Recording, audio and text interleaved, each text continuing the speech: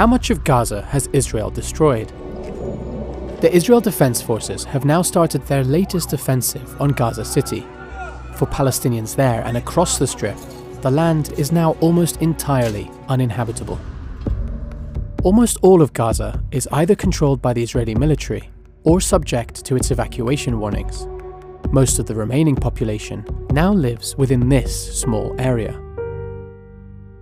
Much of Gaza has been flattened.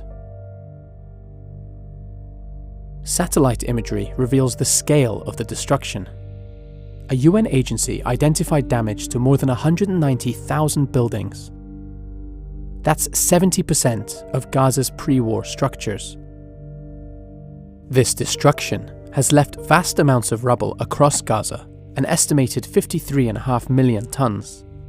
The World Bank reckons all this translates to roughly 300,000 homes damaged or destroyed, 62% of Gaza's total. The damage to Gaza isn't only from Israeli airstrikes. Israeli forces have used demolitions and bulldozers to destroy residential areas. The IDF has said it only destroys buildings out of military necessity in its fight against Hamas. But there is ample evidence to suggest otherwise. One objective appears to be to create a military buffer zone along Gaza's border.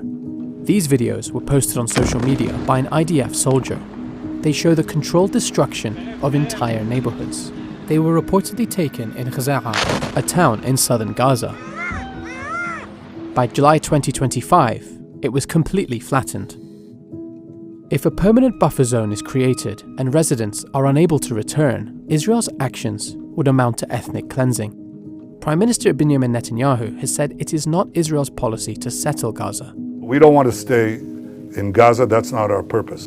But some of the Prime Minister's powerful allies have not hidden their desire to ethnically cleanse the territory.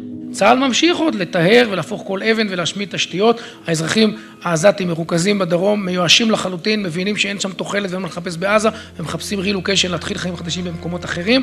People in Gaza have begun thinking the unthinkable. A survey conducted in May by a leading Palestinian pollster found that 43% of residents would be willing to emigrate at the end of the war. That's striking because Palestinians have a well-grounded fear that if they do manage to leave, Israel will never let them return.